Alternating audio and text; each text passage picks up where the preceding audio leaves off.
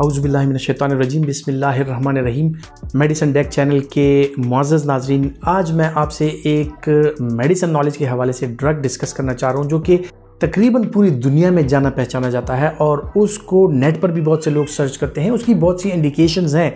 लेकिन खुसूसन erectile dysfunction के हवाले से, या वो लोग जिनको जिनसी कमज़ोरियाँ होती हैं, मर्दाना कमज़ोरियाँ होती हैं और उनके तनाव की कैफियत जो है वो कम होती है, तो उस सिलसिले में जो है तो इस ड्रग का इस्तेमाल किया जाता है जो सिल्डेनाफिल यानी वियाग्रा के नाम से जो पूरी दुनिया में मशहूर है और पूरी दुनिया में इसी नाम से, इस ब्रांड से इसकी सेल भी होती है और इसी ब्रांड से ये यूज़ भी किया जाता है। सबसे पहले इसके बारे में जानते हैं कि ये वियाग्रा बुनियादी तौर पे सिल्डेनाफिल जो है ये क्या चीज़ है, इसका मैकेनिज्म ऑफ एक्शन क्या है, इसके साइड इफ़ेक्ट्स क्या हैं, कौन लोग इसको इस्तेमाल कर सकते हैं, कौन लोग इसको इस्तेमाल नहीं कर सकते।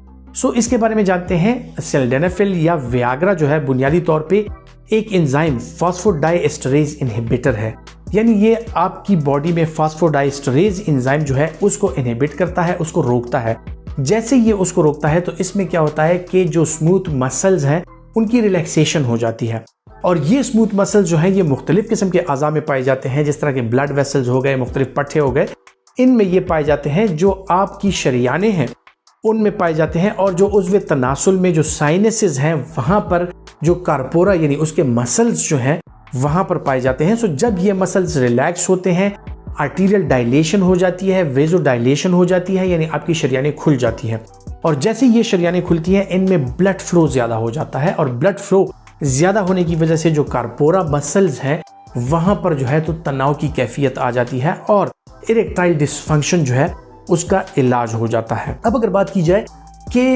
ये बुनियादी तौर पे क्या सिर्फ इरेक्टाइल डिसफंक्शन के लिए यूज़ होती है, जी बिल्कुल इस तरह नहीं है। इसका बुनियादी फंक्शन जो था, इसको इनिशियली जब लॉन्च किया गया तो ये पल्मोनरी आर्टरी हाइपरटेंशन, यानी जो आर्टरी या जो रग जो है वो दिल से आपके फेफड़ों की तरफ जाती है उसको पल्मोनरी आर्टरी कहा जाता है, और दिल से फेफड़ों की तरफ जो है वो खून जाता है, फेफड़ों में उसकी ऑक्सीजनेशन हो जाती है लंग्स में, और फिर वो पल्मोनरी वेन के थ्रू जो है तो अगेन वो आता है और पूरी बॉडी में जो है दिल उसको इस ब्लड को, ऑक्सीजनेटेड ब्लड को डिस्ट्रीब्यूट कर देता है। अब कुछ कंडीशंस ऐसी होती हैं जिनमें प्राइमरी कंडीशंस या किसी बीमारी की वजह से जो पल्मोनरी आर्टरी है वो तंग हो जाती है और उसमें प्रेशर बढ़ जाता है। अब ऐसे लोगों में क्या होता था कि सांस की तंगी और बहुत ज़्यादा सांस बेकाबू हो जाना और सांस लेने में जो तकलीफ़ होती थी वो इन लोगों को होती थी। तो जिन लोगों को पल्मोनरी आर्टरी हाइपरटेंशन किसी कार्डियोवैस्कुलर डिजीज़ की वजह से या primary pulmonary artery hypertension, even बच्चों में जो नौज़ायदा बच्चे हैं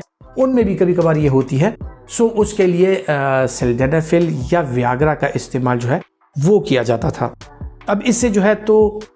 जब ब्लड वेसल्स खुलते हैं, ब्लड सप्लाई बढ़ जाती है, इस वजह से इसका एक और फ़ायदा ये हुआ कि जो इरेक्टाइल डिसफंक्शन के जो पेशेंट्स थे उन लोगों में इसका इस्तेमाल किया गया, और इसका एक और फ़ायदा सामने आया कि इरेक्टाइल डिसफंक्शन के जो पेशेंट्स हैं इसके साथ उनमें काफ़ी फ़र्क पड़ता है और तनाव की कैफियत जो उज़्व ख़ास की है वो बढ़ जाती है, और इसी वजह से जो है तो इसका प्राइमरीली जो फंक्शन था वो पीछे रह गया और इरेक्टाइल डिसफंक्शन के लिए ये ज़्यादातर सामने आई, और ओवर द काउंटर सेल पूरी दुनिया में इसकी शुरू हुई और पूरी दुनिया में लोग बगैर किसी प्रिस्क्रिप्शन के इसके पीछे लग गए। ख़वातीन हज़रात, ये एक प्रिस्क्रिप्शन ड्रग है, इसका इस्तेमाल जो है तो हर कोई नहीं कर सकता। अमूमन देखने में ये आया है कि लोग सिल्डेनाफिल या इस तरह की और जो फॉस्फोडाइएस्टरेज इनहिबिटर्स हैं जिसमें वर्डेनाफिल, एवेनाफिल वगैरह हैं, इनके पीछे पड़े रहते हैं और without any prescription over the counter उसकी तलाश में रहते हैं और वो इस्तेमाल करते हैं। लेकिन मैं आपको बताता चलूँ कि ये जो है तो आपकी शरियानों का जो सिस्टम है, आपका जो ऑटोनॉमिक नर्वस सिस्टम है, उस पर शदीद तरीके से असरअंदाज होता है, और इसकी डॉक्टर की प्रिस्क्रिप्शन के बगैर अगर इसको इस्तेमाल किया जाए तो वो आपके लिए इंतहाई हद तक ख़तरनाक साबित हो सकता है। आते हैं इसके साइड इफ़ेक्ट प्रोफाइल की तरफ। साइड इफ़ेक्ट में जिस तरह कि आपको पता है कि जहाँ पर इसके साथ वेजो डायलेशन होती है, शरियानें खुलती हैं, तो वहाँ पर इसमें यकीनन ब्लड प्रेशर जो है वो नीचे भी आ सकता है, और इसके साथ आपका ब्लड प्रेशर इंतहाई हद तक नीचे भी जा सकता है।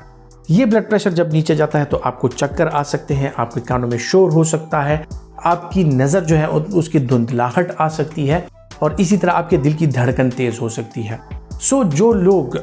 दिल के अमराज में मुब्तला हैं, जिनको इस्केमिक हार्ट डिजीज़ है, जो बीटा ब्लॉकर्स दवाइयों का इस्तेमाल कर रहे हैं, सो उनमें ये हो सकता है कि अगर वो इसका इस्तेमाल करेंगे तो इसके साथ उनमें रिफ्लेक्स टैकिकार्डिया हो सकता है, यानी इनकी दिल की जो धड़कन है वो तेज हो सकती है और इस वजह से उनमें एंजाइना के अटैक्स हो सकते हैं। और इसी एंजाइना के अटैक के साथ साथ इसमें एक और खासियत है कि जो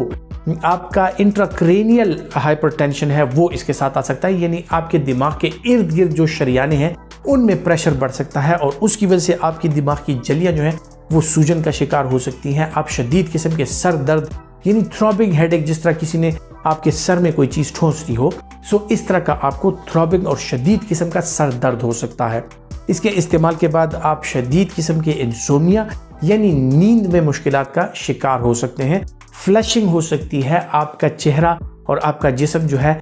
उसमें स्वेटिंग आ जाती है, पसीने आ जाते हैं, बदन पे गर्मी आ जाती है, आपके दिल की धड़कन तेज़ हो जाती है और एक ऐसी कैफियत आ जाती है कि जो बिल्कुल एंजाइटी और पैनिक अटैक की तरफ जाती है और आप खुदा न खास्ता समझने लगते हैं कि कोई बड़ा मसला हो गया है। और इस सूरत में आपका ब्लड प्रेशर इंतहाई हद तक, आपका इंट्राक्रेनियल ब्लड प्रेशर जो है इंतहाई हद तक बढ़ सकता है और या जो है तो आप बेहोशी की कैफियत में भी जा सकते हैं। दिल के जो मरीज़ हैं उनके लिए इसका इस्तेमाल कतअन ममनू है। अपने डॉक्टर के मशवरे के अलावा इसका इस्तेमाल आप हरगिज़ नहीं कर सकते। अब आते हैं ख़वातीन हज़रात के इसकी जो कॉन्ट्रा इंडिकेशंस है, कौन से लोग हैं जो इसका इस्तेमाल नहीं कर सकते। ख़वातीन हज़रात वो लोग जो कि प्रोस्टेट वगैरह के मसाइल के लिए अल्फ़ा ब्लॉकर्स का इस्तेमाल करते हैं, वो अगर साथ में इसका इस्तेमाल भी करें तो उनमें शदीद किस्म का ब्लड प्रेशर लो हो सकता है, उनमें टैकिकार्डिया आ सकता है, उनको एंजाइना के अटैक्स हो सकते हैं। इसी तरह अगर कुछ लोग जो है उनमें ऑलरेडी कोई स्टंट वगैरह है दिल में या उनका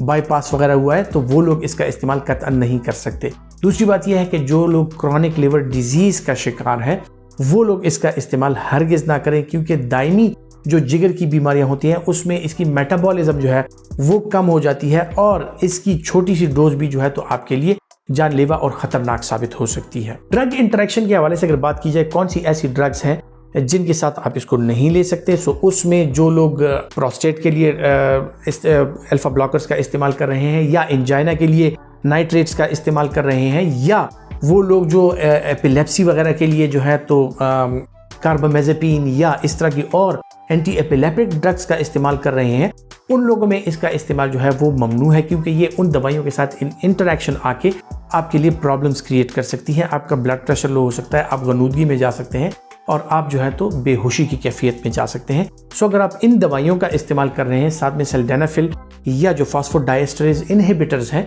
उनका इस्तेमाल आप हरगिज़ ना करें। कहने का मकसद ये है कि ये ड्रग तकरीबन हर सारी दवाइयाँ ऐसी होती हैं कि जो आपको डॉक्टर के मशवरे के बगैर आपको उसके इस्तेमाल की इजाज़त नहीं दी जा सकती या वो तजवीज़ नहीं की जा सकती। सो जो भी दवाई आप इस्तेमाल करें उसके लिए अपने डॉक्टर से मशवरा करना ज़रूरी है, क्योंकि कुछ दवाइयों के साइड इफ़ेक्ट्स ऐसे होते हैं जो आपके मुख्तलिफ सिस्टम्स पर वो असरअंदाज होते हैं और उनके साथ जो है तो खुदा न खास्ता आप अगर एक सिस्टम के लिए कोई दवाई इस्तेमाल करें तो किसी दूसरे उज़्व या दूसरे सिस्टम में